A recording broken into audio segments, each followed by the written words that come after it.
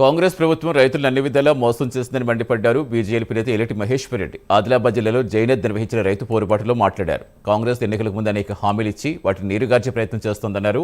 వరంగల్ డిక్లరేషన్లో సైతం రైతులకు అనేక హామీలు ఇచ్చిన ఒకటి కూడా అమల్లోకి రాలేదని చెప్పారు. వెంటనే ప్రభుత్వం రైతు భరోసా డబ్బులు విడుదల చేయాలని డిమాండ్ చేశారు మహేశ్వర్ రెడ్డి. అది అబద్ధాల పునాది మీద ఈ రాష్ట్రంలో అధికారంకి వచ్చేటువంటి రేవంత్ రెడ్డి ఆరోగ్యించినటువంటి హామీలన్నీ మర్చిపోయింది. ఆరోగ్య రైతులకు 2 లక్షల రూపాయలు రుణమాఫీ చేస్తారని అరకొరగా రుణమాఫీ చేసి మిగిలినవన్నీ గాజుకోవడం చేసి దాని తర్వాత ప్రతి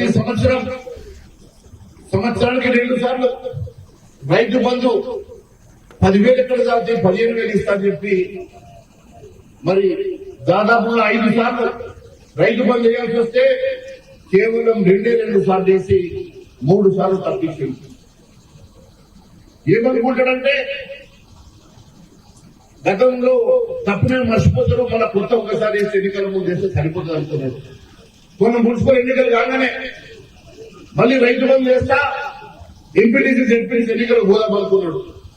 కానీ అంత లోపలనే ఢిల్లీకి వెళ్ళి కబురు వచ్చిందట.